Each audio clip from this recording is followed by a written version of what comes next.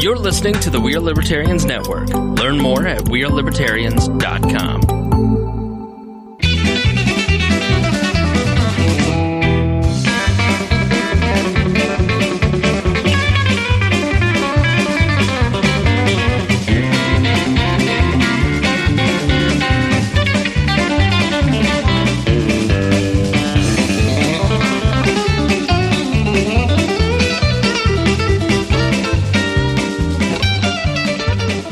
Welcome to the Boss Hunter Liberty Podcast. This is episode number 171 of East Central Indiana's favorite podcast. I'm Jeremiah Morrell. Today I'm joined by co-host Kade Koger and my forever co-host Dakota Davis. Zach Burcham is on assignment. Yes, today's episode features the three of us. There's no producer in the house, and co-host Zach, I guess, is on assignment. They're both on assignment. They're at the same place. I don't know what Zach is at this point. He's like our Mr. Versatility. Yeah, he just does it all, does a little bit of everything. But they are both at the same place. They're at the big meeting that's happening tonight. We got so many requests to cover the Ken and Gray's first meeting back since he went off the rails on social media, and we he can't steal Rob Kendall's shtick. Yeah, well, they're kind of similar in the way they act. They do a lot of things for attention. And anyway, they're both going to be getting up and talking, I guess. That's going to be interesting. So story time, huh? Maybe we'll talk a little bit about that. But, of course, we have to do a weekly COVID-19 update. And we're going to talk about schools a little bit, whether or not they should reopen. What are our opinions? What are our opinions on the rules that were set forth by local schools? If you're a parent, what should you be thinking about? And then, Jeremiah, you are concerned about the Indianapolis Star. You think they're sabotaging the Indy 500. Yes. And also, Kade is here because he's the agriculture expert, and he's going to tell us what you should do if you get seeds in the mail from China that are labeled magic beans. This show is about our lives in rural Indiana. We're here to push your boundaries and make you think as individuals. Sometimes we'll provoke you. Other times we'll make you laugh. But hopefully you will always learn something new. Dakota, we've got some news on the Patreon front. That's right. Did you mail the stickers out? Is that the news? Nope. Damn it. So waiting on Audrey is the maker of these stickers. Okay. We're not custom ordering these. Right. So she's got another set made. Well, is she off at the salt mines working? What's going on? Yeah. She's chipping away. Well, we'll save that for another day. But anyway, we have she's gestating number 2. Hey everybody. It's a better story for another time. First of all, we need to say thank you to some Patreon members. We got a new Patreon member this week, Jeremiah. Woo! Actually, yesterday. Very exciting. And this is what I need to say. We have a new Patreon member. His name is John, Jon.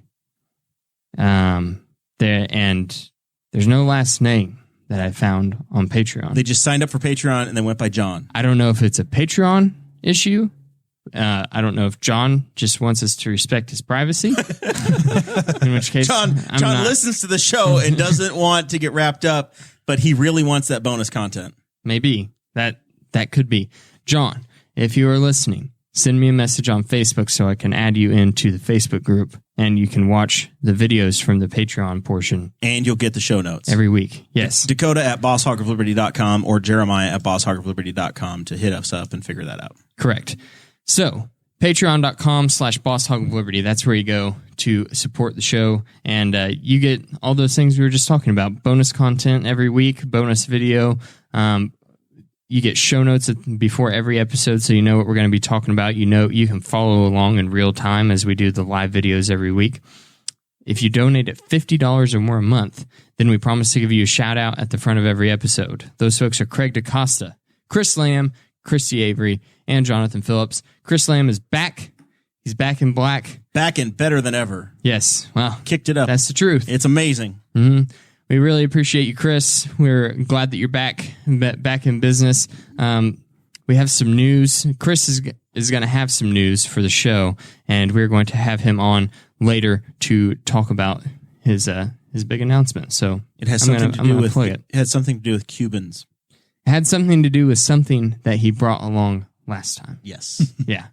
So we also have our T-Chip stores, tchip.com/BHO1, 2, or 3. producer Chris isn't in the house tonight, so he can't even throw those into the chat to make it easy for people to click on them. We'll let one of our super members do it. They know what to do. They know the drill. What a jerk. That's where you can go to get all of your Boss Hog Liberty merch. He's probably sitting at that public meeting right now with what earpiece in, watching the show anyway. I'm sure he is. Keeping an eye on like a good producer. Yeah. And also, like a mediocre producer. If you hear me mumbling, or if you hear me doing something weird during the show, it's because I keep biting my lip in the same place over and over again. It's just the worst feeling in the world. Got a little something flaring up there, buddy? What's wrong? It just happened earlier this week, and I'm trying to bulk right now, and I'm eating a lot of meat. And you got the gout? No, and it's just, sometimes if you're eating a lot of meat, then your meat's not the most tender stuff in the world, or maybe you're a really shitty cook. You forget to take some, so you have to stop at the gas station to get beef jerky, and then you wind up biting beef jerky, the crap out of your lip. Beef jerky is like as far as meats go, it's so expensive. It is like stupid expensive. It is like the inkjet printer of fluids. Like it's the most. It's more. Filet mignon is cheaper than jerky. Yeah. It is ridiculous, but I will say there's a brand at Mr. Fuel, and it comes in a plastic screw cap container, and it's called Dakota Jerky. Oh. I bought it just because it had my name on it. The marketing got you. The marketing got me good on that one, and it's actually super good. There's not a lot of seasoning. It's just like problem with salt the jerky and pepper. Is they put way too much sugar in it for me. Yeah, that's my problem too. Yeah. This is not that way. Right. And it's like cut with the grain, so that's not like that weird texture that you get from it's Jack real Link's. meat. It's not like reprocessed ground something that they've it's fantastic. Back out and made but it's like $18 for get you a Traeger and make your own. I have a pellet grill. There you go. Should. There you go. Yeah. I bet you could find some L&K beef on the cheap. I just need a meat slicer. I've got an industrial grade slicer we can use. Hey, we're just figuring out all kinds of things, and then I can have my own Dakota jerky. Maybe we can sell the Boss Hog brand jerky. Yeah, or you'll have the jerky done by the time Audrey finishes up her project, and we'll undercut the original Dakota jerky and sell it for $16. $16.49. We'll call it we'll call it better Dakota jerky. Oh, shoot. So I feel like I put in the show notes this week that this is the weekly COVID update. I don't know what else to call it. I've got COVID blah. I'm tired of this. I'm tired of having to this dominate our lives constantly. Been wearing my mask all week because the governor said I should. Whatever. It's been, I feel conditioned to it. I'm okay. My problem is because I live the affluent lifestyle of having two cars, I have to remember to either move my mask back and forth or have my inferior mask in one vehicle, which is a problem. I've got like extra masks tucked away, but I've got my one nice mask that I like. Have you had mask struggles? Trying to find the right mask? Yeah. The thing that you like? Obviously, I work in the electrical industry. We've talked about that. I have to wear fire retardant clothing every day, and long sleeve shirt, pants, and we came across a bump in the road where it was, if you're within 6 feet of each other, you have to wear a mask. Also, you have to wear FR, and you can't wear anything other than that. So that sounds hot. Yeah, there was like a limbo thing where it was like, there's no FR masks. Like, do we need to be cutting up shirts? Well, the company I work for got us these cloth masks. They were like T-shirts. And they were like this T-shirt material, and they were not very good. Also, we're a lot of guys that do physical labor. We don't have small faces. And the mask, what kept happening is it would either fall underneath my nose or it would come up into my bottom lip. And that was super You're very annoying. tender lip.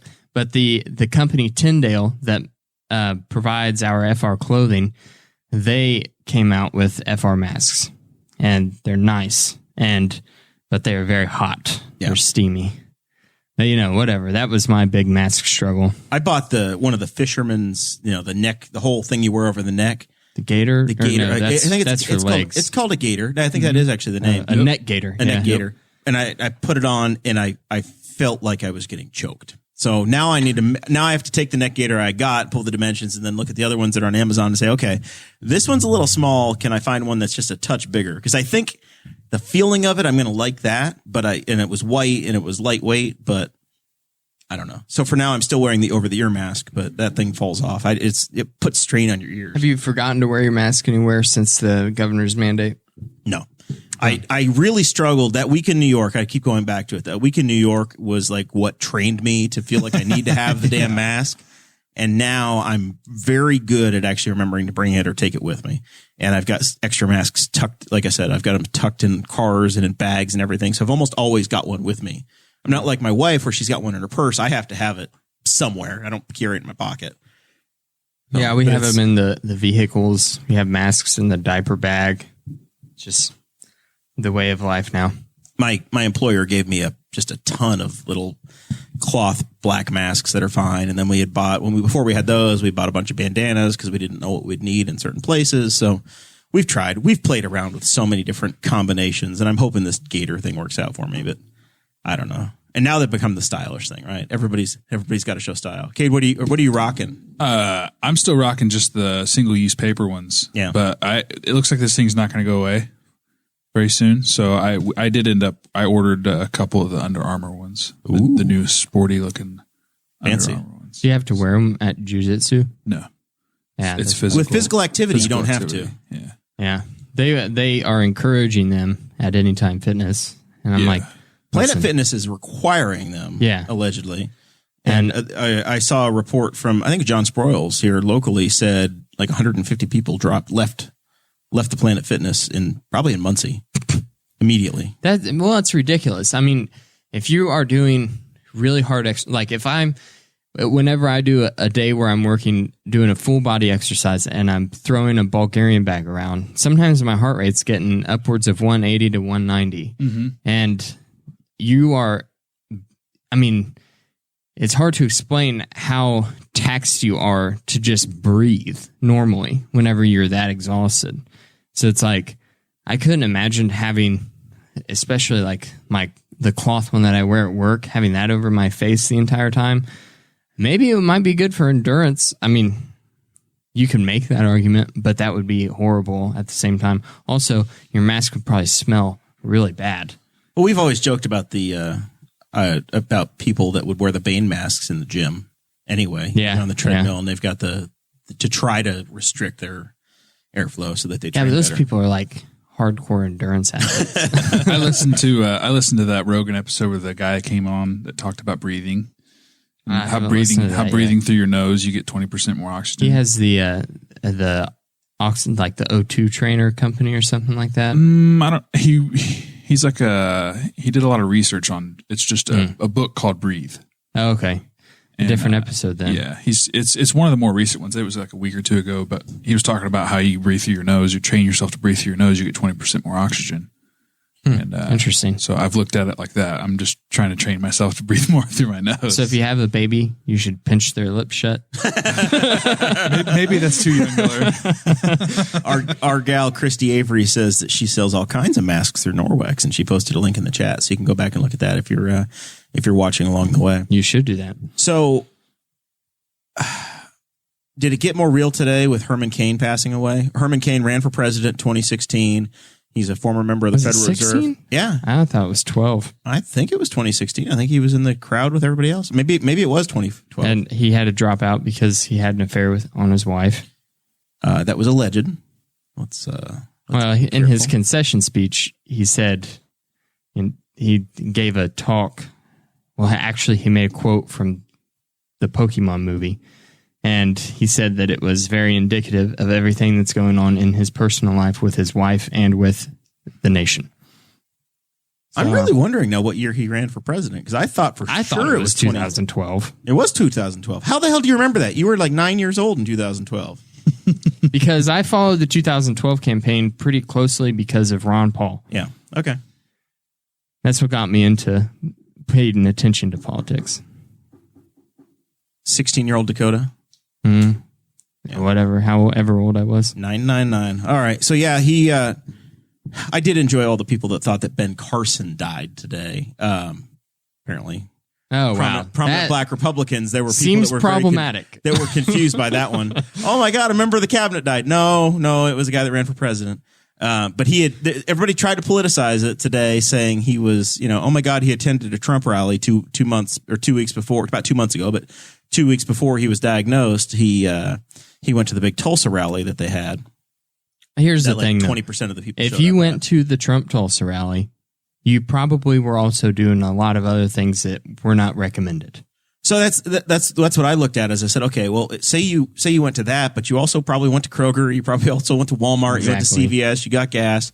Why is it automatically that, you did go to that one place? And we're going to talk about the Indy 500 later. That's the same fear that I have that the media and people that are looking for an angle are going to say is, well, you attended this one big thing that we can point at, so that's obviously where you got sick. Mm-hmm. That's not what causes it necessarily. It's possible. Yeah. But I don't think you can draw that direct line. It's a frustrating world. Yeah. I don't know. Politicizing every angle of this has been what's made it the worst, I think. Even the medicine's politicized, right? Yeah. 2 days ago, it was a video by a bunch of doctors was put up declaring one thing. Every major social media platform pulled it down, saying it's not right. So now they're censoring free speech, which is obviously a terrible problem too. Mm-hmm. Is that the right information? Hell, if I know, I'm just a guy that sells rebar, right? I have no idea. All I can do is try to make the best decisions for me and my family and do what I can to be careful. But I don't know. Throw my hands up. At this point, you just throw your hands up. You get probably great information from one side and terrible information from the other side, but they yell about it long enough, and 2 months later, you're just numb. So they told us that we had to wear masks. Governor Holcomb told us it would be a Class B misdemeanor if you were out in public, you didn't have your mask on. Jail. Yep. Which was jail time. Well, how long was it? 6 months. 6 months in jail. 6 months in jail, 180 days. $500 fine. And a $1,000 fine. Oh, God, it's even worse. Yeah. That's twice as bad. You know what else is a Class B misdemeanor? Failing to take out the trash. Sexual battery from a trusted physician. Same thing. How does anyone in their right mind look at those two things and go, deserving of the exact same penalty? This is neither pro-mask or anti-mask. It's just saying that seems ridiculous. First of all, there's no way that the Henry County Jail could hold everyone that didn't wear a mask in Walmart for 180 days. Let alone the Rural King. Mm-hmm. Rural King was the last bastion to me. Walmart was going to take care of itself. Did you guys get multiple requests to join groups that were like Indiana residents against wearing masks? I joined every one of them because I just enjoy the chaos. Oh boy, no. I've been purging my Facebook of all those stupid groups. As Chase said last week, he was fine with wearing the mask until they told him he had to, and now he just doesn't want to. He wants to protest and burn his mask. I did go into Rural King today, and they have big yellow signs posted on their doors that say masks are required.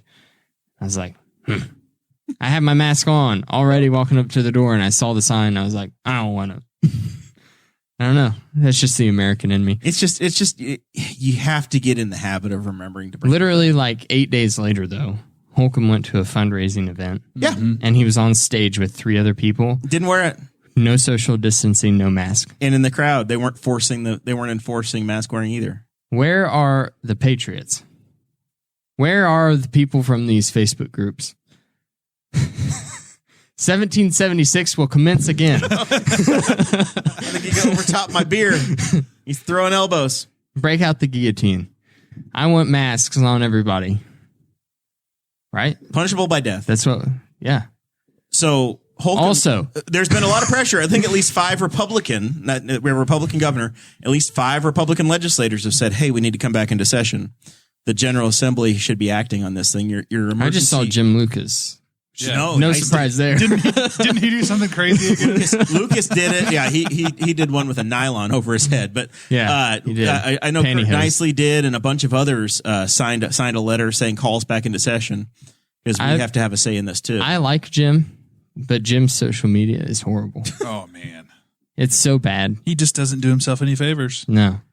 And like what has happened to, I appreciate Jim, and I have Jim and I talk, and I would consider him very friendly, but I unfortunately, Jim has gotten in a position where he is the Indiana's AOC. So as the Republicans look at AOC or Nancy Pelosi or somebody to raise money on their image and their likeness and have demonized him, the Indiana Democrats have done the same thing with Jim Lucas. Mm-hmm. So anything he does just gives them fundraising power and gives them issues.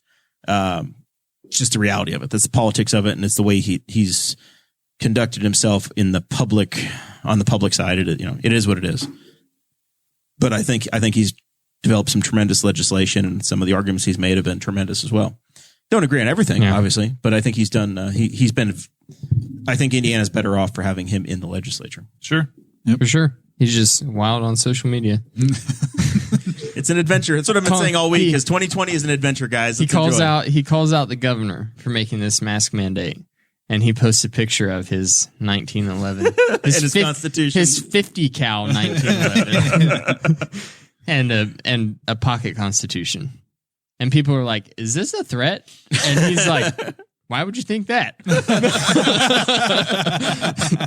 I don't know. Maybe because you said, "Come get me, Eric Holcomb," with a picture of a gun. Like, but with Jim Lucas, I think he's probably always got a gun.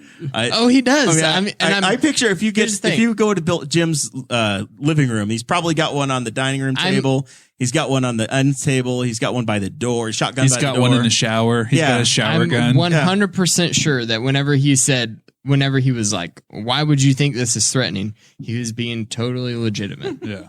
There's no doubt in my mind. That's just who he is as a person. And there's nothing wrong with that. I mean, he could threaten the governor. I really wouldn't care that much, to be honest with you. I don't know the governor. I met him once at a debate. He was awkward as hell. He seems like a good guy. I see him post stuff on social media. If you go up to him and you're in public and you ask for a selfie, he'll take one with you, even if you're not wearing a mask. Just anytime. Anytime, anywhere. Oh, man. Our boy Rob Kendall's had some fun with that one, too. Yeah. Schools are reopening. No, back up. Nope. The president this morning said he wanted to cancel the election. Yeah. He said he wants to get out. It's done. Amash this morning said that the U.S. doesn't have a functioning legislative body. A few leaders just call the shots on everything at this point. That's what you got. But that was the wrong tweet. Scrolling. I've done a lot of this week. I have taken up Twitter like it's my job, but I chose the wrong thing. Oh, that's why I got to get my tweets and replies. This is it. Vamping, dancing, looking, scrolling, efforting. Here we go. Amash said Trump is freaking out. Trump this morning had with universal mail-in voting, not absentee voting, which is good, 2020 will be the most inaccurate and fraudulent election in history. It'll be a great embarrassment to the U.S. Delay the election until people can properly, securely, and safely vote. Seems kind of convenient that he does tweet this right as his poll numbers start dropping. I question, does that mean that Amash is stuck in Congress forever then? If we cancel the election, does Amash have to stay? Is that what do you do? If you cancel the election, what happens to all the people that are serving now? Cancel it for four more years. 4 more. It's just insane. We had us so far off of the shark. This cancel culture thing is going so far. Yeah, even the president's joined in. We've had elections in pandemics. We've had elections in times of war. We did a primary in Indiana earlier this year, pulled it off, did okay. The thought of not having an election, at this point, we're living with it, right? That's where we're at. We're finding ways to live in spite of this. Trump should not try to cancel the election. Trump should say that we need to keep the regulations surrounding elections to the states. And then it should be up to a state to decide if they're going to close polling places, if they're going to keep them open, do only absentee or mail-in ballots. That should be a state issue. And whenever Trump campaigned, he talked tremendously about the 10th Amendment and states' rights because he kept saying that Obama had trampled all over him. And we've seen nothing but this administration, except for him doing the same thing that every president before him did and making more executive orders and sweeping legislation that touched areas that the federal government has no place in touching. And that is exactly what this issue boils down to. It's a states' rights issue. The federal government has no legal precedence to mandate how a state holds its elections. But your error in that logic is that Donald Trump doesn't have any compass on this. It's all whatever the hell is it's all arbitrary to that moment. What makes sense to him? Well, it's what there's no constitutionalism to him. It's what riles up his fan base because he's got such a tremendous fan base below him, like a legitimate rock star, that he can say something, he can tweet something, and people jump all over it and they love it. And then places like CNN and MSNBC, they jump all over it and they hate it. And that just makes people who love Trump love that tweet even more. What is it? And it's just a vicious cycle that we've seen, and it's an exhausting cycle that we've seen for the past 3 years. One of my neighbors has Trump pence mowed into their yard. Can you guys believe that? Thank God would do such a thing. Crazy. Thank God you didn't do that. This guy's crazy. It'd be dead. If you listen to the Patreon, you'll understand. Wonder if he's getting death threats. I don't know. Probably. I wonder he should drone it. Yeah. He should drone it and then send it to all of his friends. Yeah. Send it to all his friends. See what happens. Maybe the news will pick it up. Who knows? All right. So, Kade, you got little ones. Mm-hmm. Your oldest, is he going to school this year, or is it a year off? He started last year. So he started kindergarten last year, so he'll be first grade this year. So this is a real concern for the Koger family. Mm-hmm. Schools are coming back. Mm-hmm. That's the plan in Indiana right now. The governor, in his most latest edict of Indiana 4.5.1, said that all public schools are going to require masks the whole time unless they don't have to have them for athletic reasons or whatever. It's not a one size fits all, but it's a one size fits 99.9%. Mm-hmm. But schools are starting back up in August in Indiana. So next month.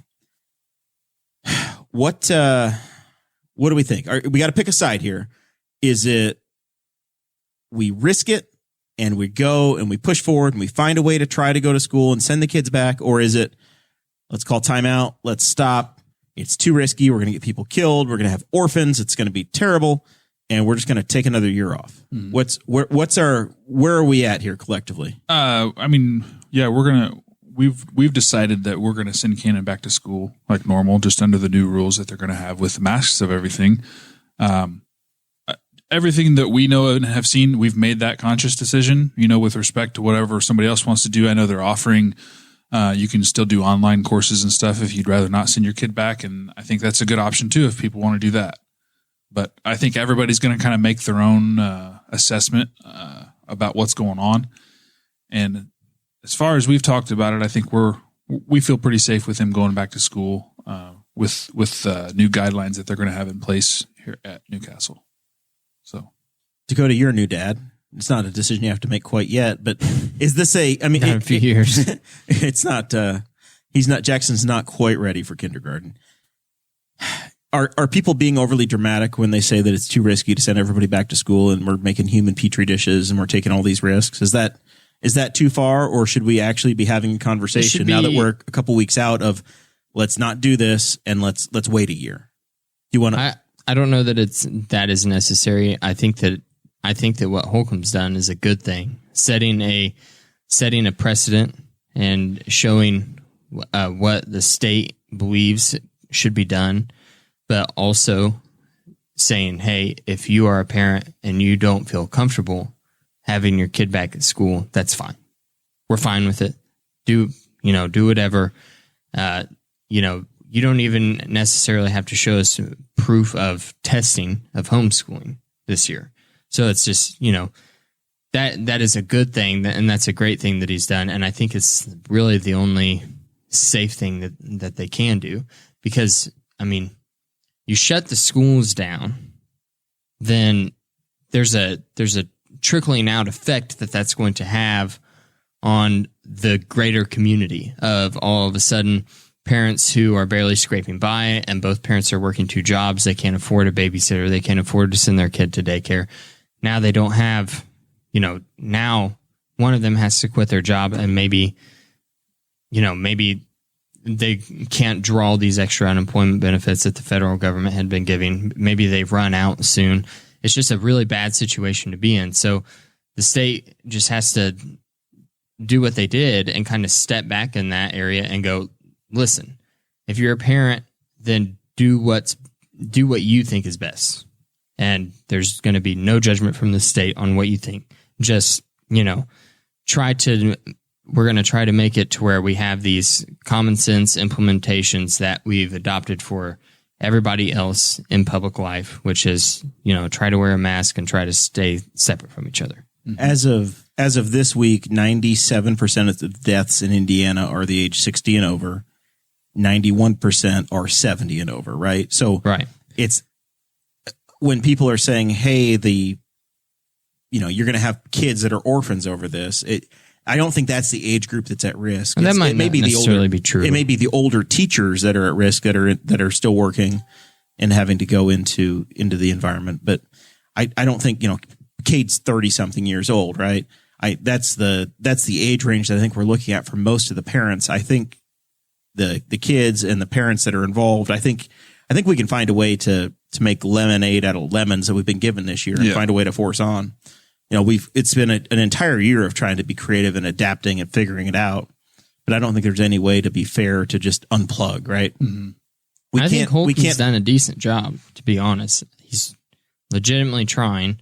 The economy, I would not want to be in Governor Holcomb's shoes right now. There are people that are foaming at the mouth, mad that, oh my God, we're sending people back to school, and they're worked up over it. But I don't see how you can have it both ways. No, you got to pick one at some point, right? Right. Yeah, you absolutely can. You can't not educate for a generation. You can't not run the world. We still have to eat. Yeah. Kate has to get crops in the ground. They have to get to market. And then all of a sudden, you have to keep electricity on? I have to build bridges. That's what. Do we have someone who got held back for a year? And they're going to be 20 whenever they graduate. There's just a lot of variables. So the answer for my family and my kids is going to be different than Dakota's or anyone else that has, a different living situation. Some people might live with their grandparents. So maybe sending their kids to school puts those people at risk, and maybe that's not going to work for them. But everybody has options. So homeschooling, virtual academy, and stuff like that. I think the state, all the way down to the local level, I think we've all come up with enough options. I think people are going to be able to choose what if I'm a school corporation or if I'm a private school looking at all of this going on right now, I'm going, listen, guys, we have a real opportunity here. And that opportunity is to really vamp up everything that we have for public health and going and trying to show and compete for students, saying these are the measures that we're implementing. This is why it's better than Newcastle School Corporation, Tri-High schools, and this is why you should be considering us. Or basically that we already saw that whenever Newcastle came out with what their recommendations were, which was basically no masks required, and basically Newcastle's requirements they were like, at first, we're just going to go back to school as normal. Mm-hmm. And if you want to wear a mask, then you can wear a mask. And then Tri said, we're hiring a new school nurse. We are going to require social distancing. We're going to kick it up a little. And we are going to require masks. And if I'm a parent and I see the two, and if me personally, if I'm sending my kid to Newcastle, I'm going, and I have the ability to go to Tri. You're really serious about that. Then I would go, well, I'm looking at Tri going, they're taking this more seriously. And I think that is a real opportunity for schools, because here in Indiana, they are, this is going to be weird because a lot of schools hate this, but they are fortunate enough to be able to compete with surrounding schools for students, which also means competing for funding. And, take advantage of it while you have it. That's what I think. But, Or they could go the other way and they go, listen, we're in rural Indiana. Screw the governor. You don't need to wear a mask here. Yeah, until the state stops giving you your funding. A private school, they could do the same thing. It's their private property, right? All right. So what do you do when the first classroom gets sick? And that's where you're screwed, because then you go, and it's going to happen. And I saw a tweet the other day where someone made a really valid point, which was, you're going to send your kid to school in a Paw Patrol mask and he'll come home with a Spider-Man mask because they traded that much. Yeah. And that is that's the truth. That's going to happen. And you don't use your mask? Borrow mine. Yeah. And I sneezed in this mask. Do you have an extra one, Billy? Yeah, exactly. I have one. My mom made it. That's so at some point it becomes boils theater down anyway, right? Everybody's got to have one on. You go to a restaurant, you got to have your mask on when you get in the door, and then they walk you 14 feet across the place, and then you go sit down and you have your mask off for half an hour. Then you put your mask on to go take a leak. So you were gone for a minute and a half, and then you go sit back down at your table, and then you do 90 more seconds with the mask on. Yep. At that point, it kind of starts to feel like theater a little bit. Even if we get through this and there's no kids that are horrifically sick, because as of right now, the data looks like kids getting it, first of all, is extremely rare. And if they do get it, then they likely had some other type of pre-existing condition. They had a compromised immune system, asthma, other things that can happen in childhood. And luckily, very, very luckily, they usually don't get hit very hard. And, in the whole world, there's probably been what can fit on one finger of deaths under the age of 18 from this. And so, you have to take a look at that and go, okay, well, that's true. But then also, like Kade said, there's kids that live with their grandparents. Are we going to be able to measure if there's kids that that were asymptomatic carriers, brought it to their grandparents? Our boy Chase lives in a very blended home, right? Right. He's a perfect example of 3 to 4 generations living under the same roof.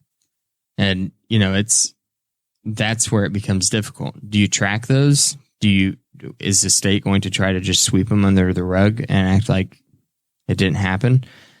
I don't know. And I don't know what I would do if I was in that position of power. It would be super difficult. That's where maybe you do choose the e-learning. But I don't know. Do you feel like the quality of the education was good enough in the last 2 months of the e-learning for your son? It depends. Yeah, if you can get your kid to do it. Every kid's going to be a little bit different. Parents are going to have different time on their hands, how much they can actually pay attention and keep their kids on top of tasks.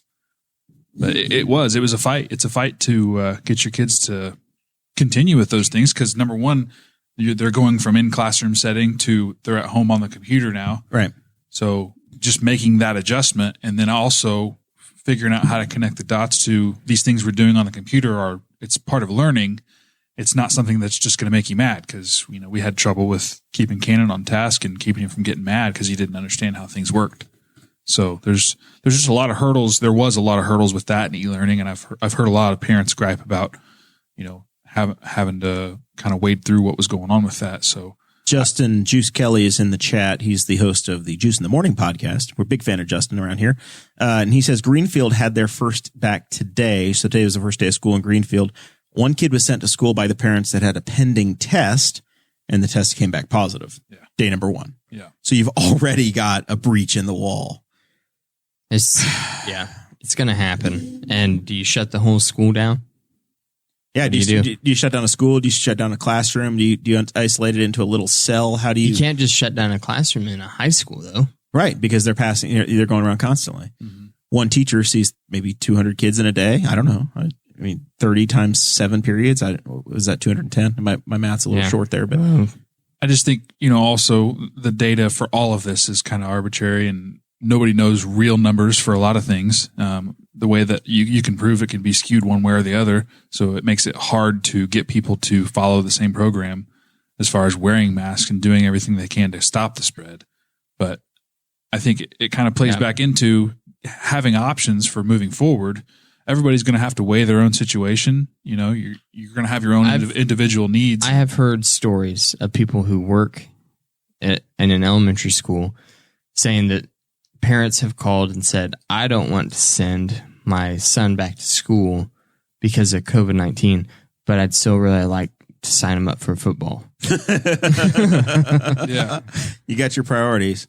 So I think what we've learned here is that there is no answer. There is no rule book. We have to pretend like we're the adults in the situation and make the best decisions we can. Yep. And we're going to figure it out as we go along, because this is once a century pandemic. We're figuring it out. All right. My mother-in-law, Libby, Elizabeth Potter, you'll see her in the chat constantly. Lovely woman. She's held a grudge against the Indianapolis Star for about 25 years because they ran a series of stories against the Rosalind Bakery in Indianapolis, which you guys may not even remember existing anymore, but it was a local bakery. Yep. And they were, the remnants of them are all over they town. They didn't bake the cake, did they? They had some cleanliness issues a time or two that the Indy Star just hammered them over. And they wrote nasty story after nasty story after nasty story. And it caused people to stop going, and it killed Rosalind Bakery. Hometown Bakery had like 17 or 18 locations around Indianapolis. And you'll still see the signs that they had a very distinctive sign. And now there'll be a Boost Mobile or a donut shop or whatever around town, all over Indianapolis. But they still are around. The signs and the old sites are. But they've been gone since I was like middle school age. I think the Indy Star is trying to do that to the Indy 500 now. And if that happens, I'm going to have the same screw you Indy Star mentality as Libby Potter, because they are on the verge of causing everybody to freak the hell out over my race. Between James Briggs, the editor, Greg Doyle, the sports writer, and Dana Brenbo, she's a local reporter, they have run 3 stories saying, don't run this race, stop it, don't run this race. You're out of control, you're crazy, you're going to kill us all, we're doing the wrong things, IU Hospital doesn't support it. Just screaming about the Indy 500 happening.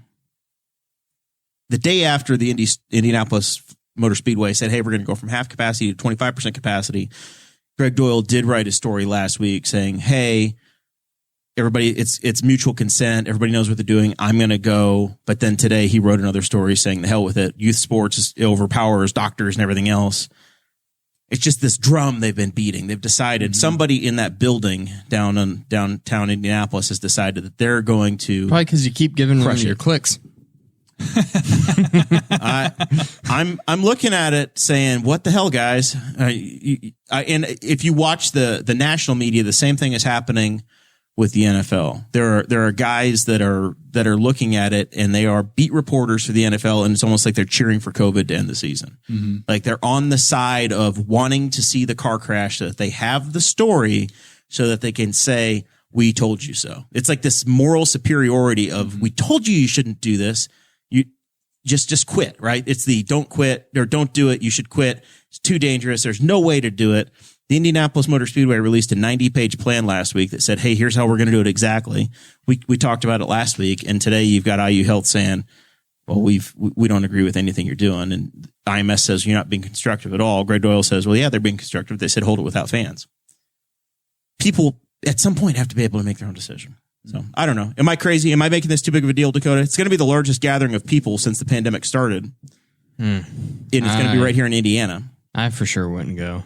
I did see, I think it was yesterday, they announced that high school sports weren't going to experience any difference there. Everything was still going to go as scheduled. IHSAA said today they're going to go forward. Yeah. Yesterday afternoon, Marion County Health Department said they're going to hold off on all youth sports until October 1st. 2 hours later, they reversed that decision. Oh, wow. So, and that's a part of the Doyle story as well. And if you're a subscriber to the to Patreon, jump in the Patreon group, and our show notes are in there with links to all the stories we're referencing. You know what? IMS says that they have a plan. Let them do their plan. Why does the fake news media have to get involved in everything? Why, they think it's their job to like tell people the facts? At some point, and this is the mentality that I've developed, I guess, through this, is that you find a way to figure it out, right?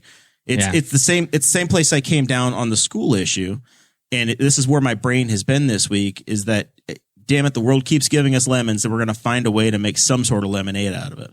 People are going to hate IMS out how to either exist. way. If they go ahead with 25% capacity, then the people who are really taking this pandemic the most serious. Yeah, let's keep calling it a pandemic. Yeah, the damn pandemic. The pandemic. But those people are going to freak out. They're going to hate IMS because of this. And if they go for it and they say no fans, then people like Jeremiah who make a week-long celebration out of the Indy 500 I'm only going are to going go to be race angry day. too. I'm going race day only. That's it. They're in a no-win situation just like everybody else. Let them develop their own plan. And if you decide that, hey, going to the track with 1,000 other people I'm willing to take that risk, then you decided that. No one can stop you. It's your right. But I know that it comes down to what do we think IMS, their decision should be. The facility is massive. If you look at the plan, it could hold Vatican City, Yankee Stadium, Churchill Downs, I think and about 3 other sites, all within the acreage of what they have there, right? So they're going to have about 80,000 people. The infield, where I have a parking pass to, is going to have less. They're going to have more parking available because they're not going to have any concerts set up. Mm-hmm. They're going to have 10% of the crowd that they normally do in the infield. And I'm going to have my own camping area. So the people that I ride in with are the people that I'm going to be with. And then what about going around to vendors and going to the porta potties and things like that? So they're going to have regular bathroom cleaning schedules. Every single person that comes in is getting a temperature check as they come into the track. Every single person is going to be issued a mask. Every single person, when they come onto the campus, is going to be issued hand sanitizer.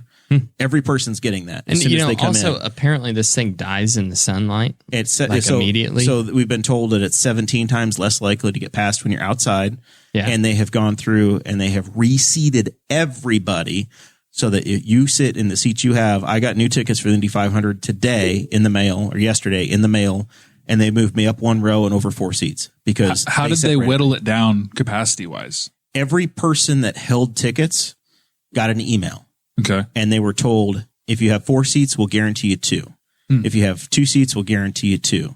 If you don't want any seats, you get a credit for next year. You're good to go. So everybody went through over the last 2 weeks and said, how many do you want to keep? Gotcha. And they came back and it was about 25%. And then they said, okay, we're going to keep you in a seat similar to what you have and we'll take care of you. Huh. So everybody got moved, so they're putting in and rearranged. It sounds like they're putting in a lot of work, and it sounds like they're trying to do the best out of a bad situation. They're trying to make sure that, because what do you think? Probably only 25% of the people that are at the race are really there because they're diehard race fans anyway. Yeah, it's going to be probably still trying to make sure that community is still able to enjoy the day. And they're still trying to defeat their own liability concerns. You're going to have an empty row in front of you, empty row behind you, seats to your left and right. So, you know what? Jim, Greg, and Dana, just shove it for all I care. Just take it. We'll figure it out on our own. Mm-hmm.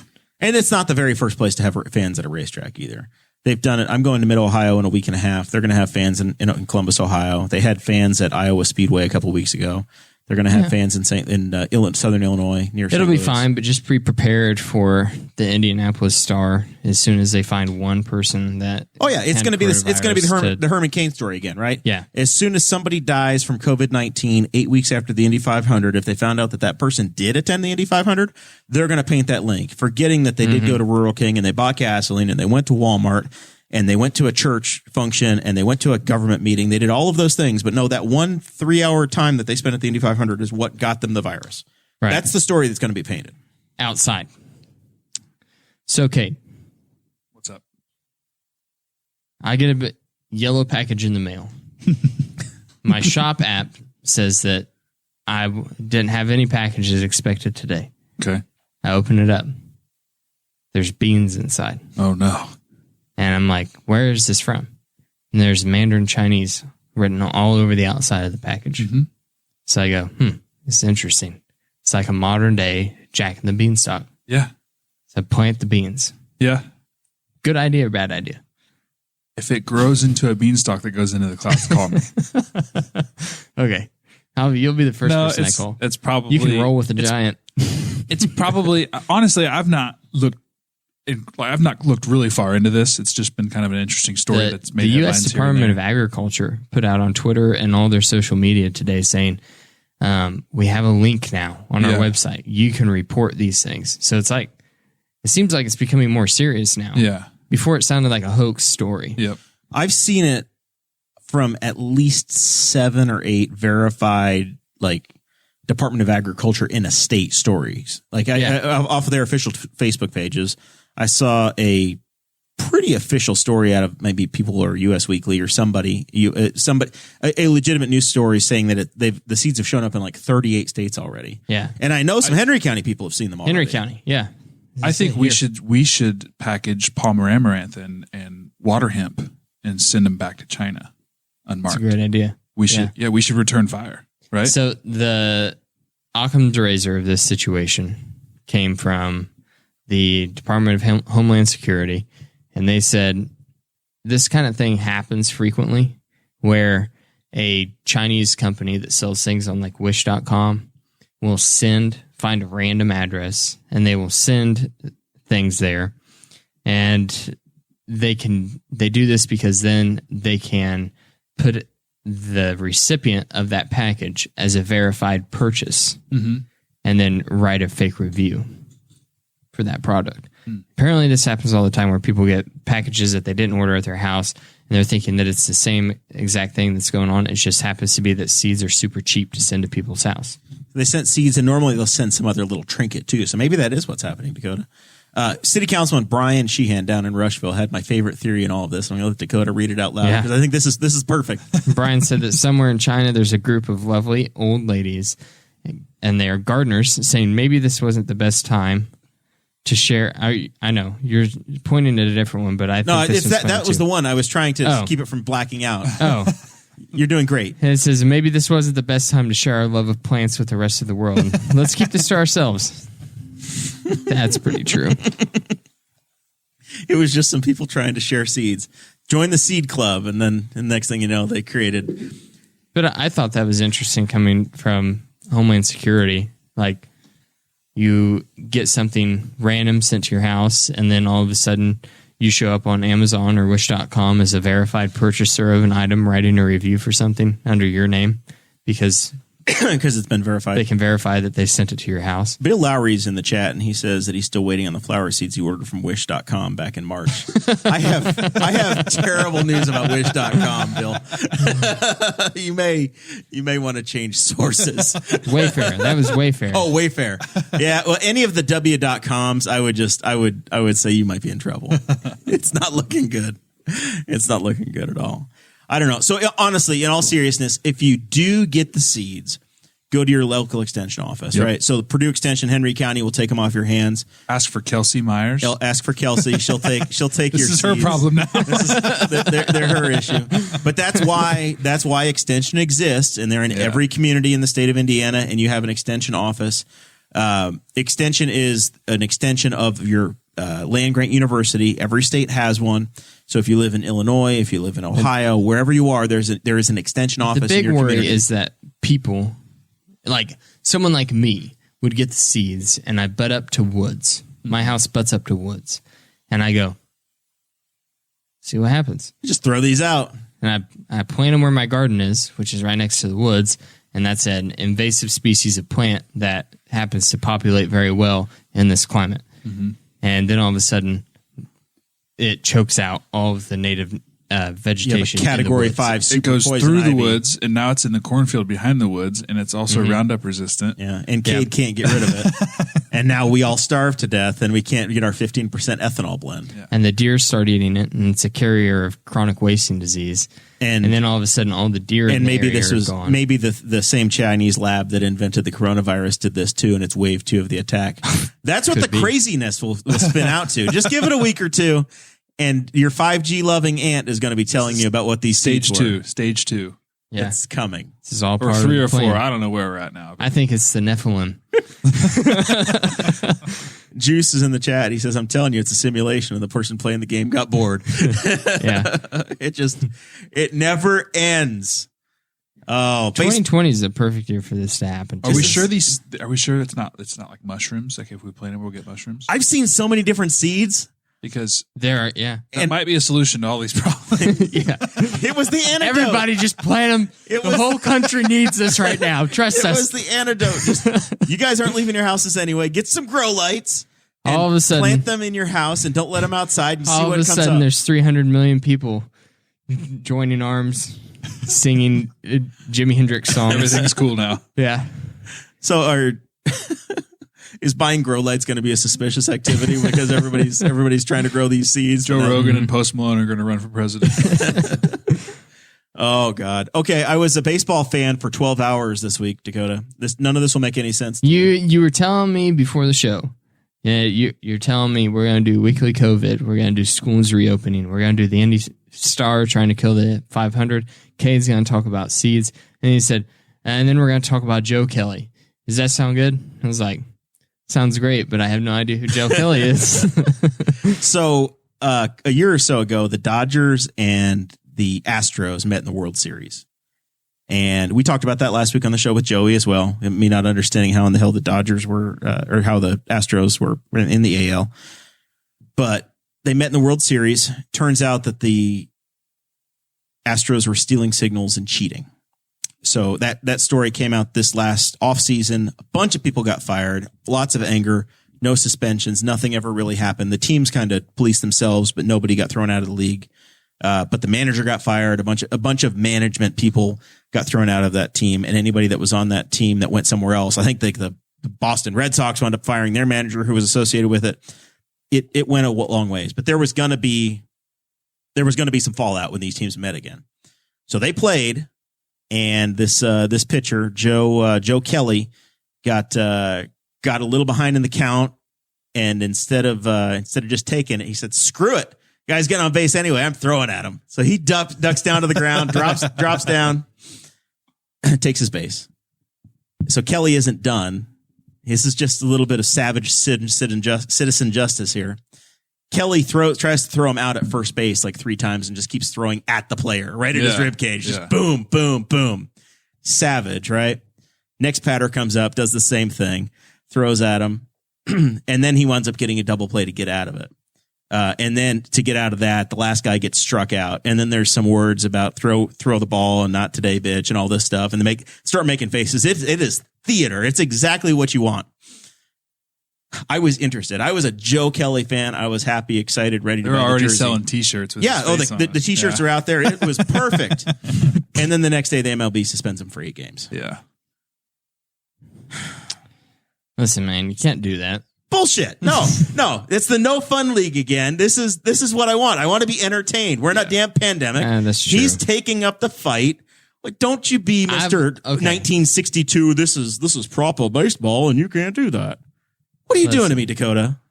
As the kid growing up that did academic teams and band, chubby, long hair, played baseball though, and because of the previous things, got nailed with a ball every freaking time at every game. Yeah, but you didn't play for cheaters.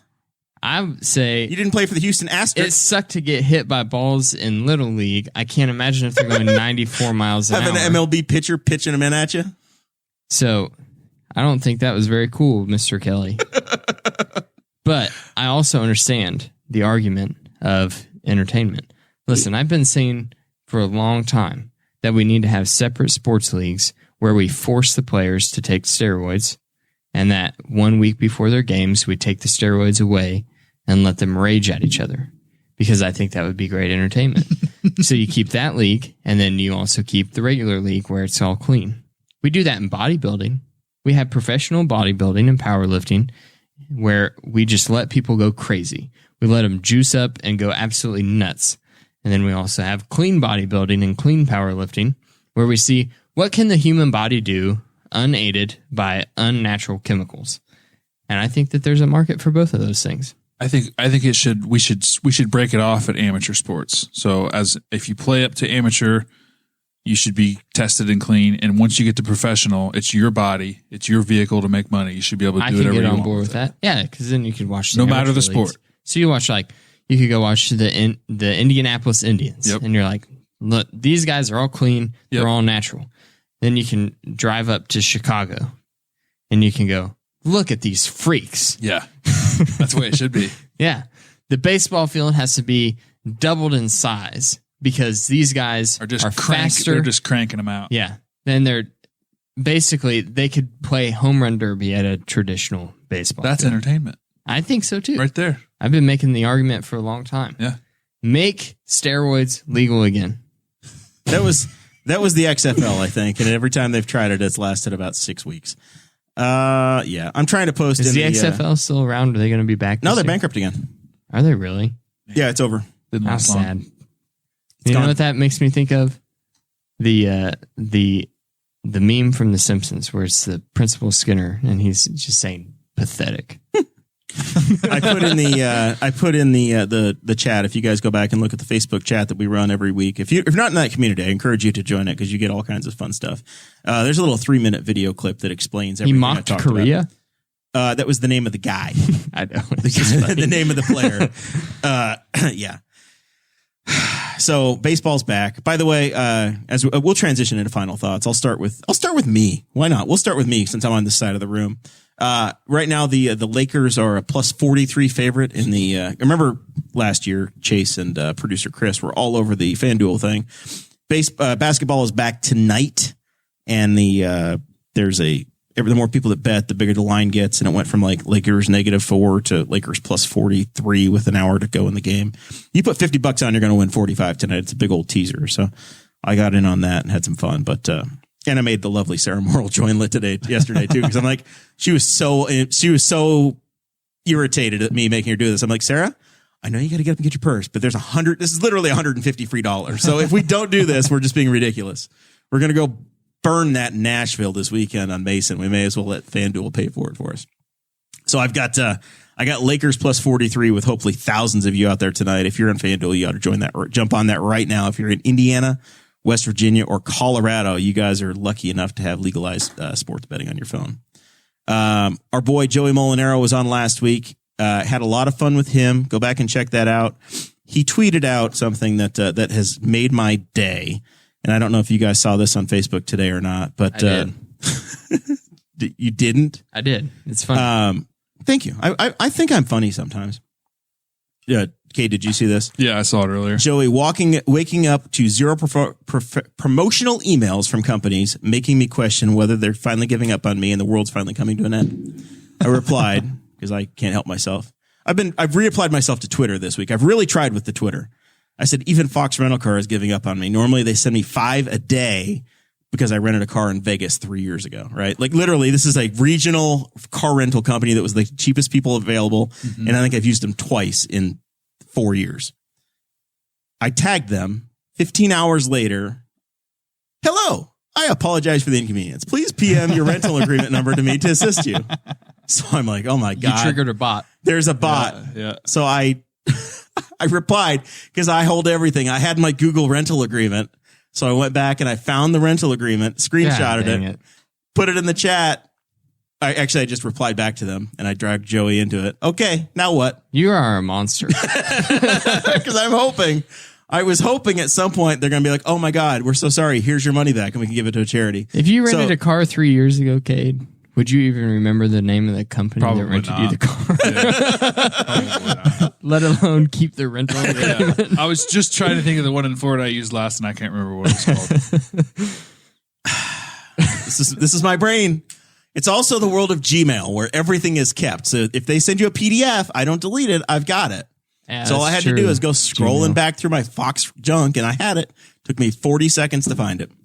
So I had some fun with that one. It was pretty funny that the bot got triggered by that. And it got triggered by that again. It was like, no, you have to DM us. And I'm just like, okay, I give up. I'm not going to DM you because this is obviously not going to go anywhere. But I was hoping at some point I was going to get a real person. Yeah. So peer pressure's worked back on episode number 140. This body voted for Mason's 21st birthday party. We're going to go to Nashville, Tennessee. Today is Mason's 21st. Motion pass. To be planned is what it says. It's happening. Leaving tomorrow. There's 2 waves. Producer Chris is going. Mason's going. I'm going. And late breaking news. Chase Payton says he's going. He started the damn thing. I'll believe it when I see it. I can't believe he's going either, but it's a story. So look for updates next week. If there's a show next week, there's a little, we're still working that one out too. Kade, final thoughts. No, I just wanted to give an update on L&K produce for this weekend. I know we've been having some food trucks and some other things come out. Tomorrow, we're having Big Papa's food truck back out for the day.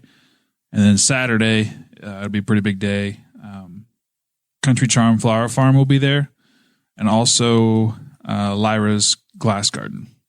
And then I think also Greek's Pizza. They'll be out there as well. Greek's Pizza does mobile? Yep.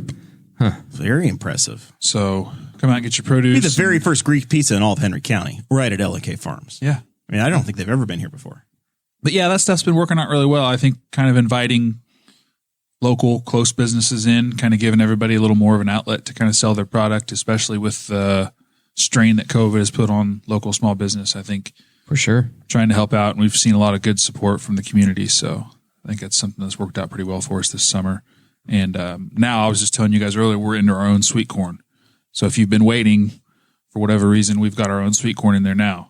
So you'll have to come get some. Now is the time. Mm-hmm. And it's supposed to go about another 6 weeks or so, something like that. Yeah, we should have it pretty much all the way through September. Very good. Yep. When you guys take it down, do you have to pick it by hand or does it get knocked down? How does that? How do you make sure you get the right corn at the right time? I've always wondered that. The sweet corn. Sweet corn. We pick it. We've got a machine picker that we pick it one row at a time, and then we sort it before we put it in a box, and then we put it in the cooler. And what are you looking for when you sort it? Just young ears. Length, girth, the usual things. Yeah, we sort out the young ears. If it's damaged, if it's got bird damage or anything like that. After a few decades of doing this, you kind of get an eye for it. You get an eye and you just figure it out. Yeah. So it's one row at a time. One row at a That's time. better than you've told that story. You guys didn't always. You used to be the picker. Yeah, so that's somewhat new equipment. If you go out to the produce stand, there's a wagon out front. It's got a sign on it, and that wagon is where it started. So we used to just grow a sweet corn patch. That's all we grew was sweet corn. And my brothers and I, we would just go out and with my dad and hand pick it in 5-gallon buckets and throw it in the bed of a truck. And we'd go in the morning, and then we'd come out, set it up on the wagon, and we'd have 100 dozen or so to sell a day. Me and my brothers and I would sit out there and sell sweet corn.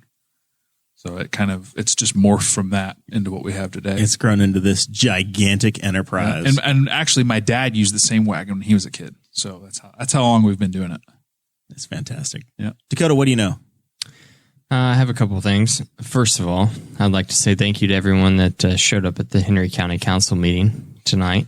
I've seen some posts in different groups of people saying like, Ken and Gray made me get involved in politics. I'd never paid attention to what happened locally, just paid attention to national things, and realizing that we elected this person onto the county council made me start paying attention more. So, silver linings and everything, that's a great thing. We've preached it on this show so often that more people need to pay attention to what happens locally versus what is happening on the national stage where you really have no power. And so I think it's a very good thing. So thank you to everyone that is there tonight, speaking your thoughts, trying to show the council that something has to be done. They took a formal position in asking for the coroner to resign just because he was out of the area. I think you can take a formal position whenever you have a councilman who has stepped far past the line of what is considered decent in the 21st century. Also, I want to tell the members of the Planning Commission, please consider this my formal letter to all of you. Please do not vote down 5G because a few crazy people come to the meeting. It is very, very important for the infrastructure of this county to continue to improve if we are going to continue to attract businesses that help every resident of the county. The interesting thing on the 5G thing is the Planning Commission can only determine where a site is for telecommunications equipment. Yes. What actually gets installed on that, the federal government says that you don't have the right to regulate that. Right. So for the last 7 or 8 years, individual jurisdictions don't get to decide what technology goes on a wireless installation. The only thing they can determine is where can they go. But the thing with 5G is it's a mesh system. So we have to have more sites for more towers in order for it to work efficiently. And it's going to become crucial for all cities and pretty much everywhere to have these type of systems for high-speed wireless internet to be accessible to all the residents. Otherwise, we're going to be left behind in the dust, and we're going to be regretting this decision for decades to come, just like we do the asphalt plant and the ethanol plant. The opportunity that this area has is that I think Henry County and one other in our economic, regional, yada, yada, yada, we are on the doorstep. If this gets passed and one other county does it, they'll be eligible. They'll be like at the tip of the spear for funds to actually get these things paid for by the state of Indiana. They make money available. You make yourself broadband ready, quote unquote, and then the development can actually start. And This area is right on the verge of being the very first one to do it, so that infrastructure comes here. It needs to happen. It's especially different. in a pandemic, right? It's so different than windmills. Windmills, there is an actual legitimate justification with the fact that you can't do industrial or residential development in the areas that the windmills are. I get that. That is a legitimate argument. There is not that argument with these towers. It is critical infrastructure that has to be built up. Also, solar farms are a very good thing, and that's all I'm going to say about solar farms. They're a great thing. And then my other thing would be we have some bonus content that might be pushed out to your feeds from the meeting that's coming tonight. Hopefully we can get that pushed out relatively soon. I just got a message with a Google Drive link, and that is from host Zach Bertram's. Ooh. His comments that were made at the meeting tonight. So hopefully everybody can get to hear those things, because that building is horrible for acoustics, and the only way you're going to be able to hear what those people say is if they have the phone right up next to them, which is what we told them to do. So that is all I have to say. If we have an episode next week, we'll see you next week. But if not, then we will see you the week after. Thank you for listening to the Boss Hog of Liberty, which is part of the We Are Libertarians Network. I am Chris Spangle, and I am the founder of this network, and I invite you to listen to all of our shows, which you can find at WeAreLibertarians.com or by searching for these in your podcatcher. The flagship show is the We Are Libertarians podcast, where we apply libertarian principles to current events. The Brian Nichols Show is a conversation amongst Republicans, Democrats, Libertarians, Independents, as they talk about what is happening in the news. And we have many other podcasts like The Chris Spangle Show, Upward, The Cost, Raw Audio Politics, Miranda's World, and Tad Talk, which is quite a ride. So check all of these out. Go to WeAreLibertarians.com, and you can check out all of our great podcasts. Thanks for listening. Thank you for listening to the We Are Libertarians Network. Get our other shows at WeAreLibertarians.com.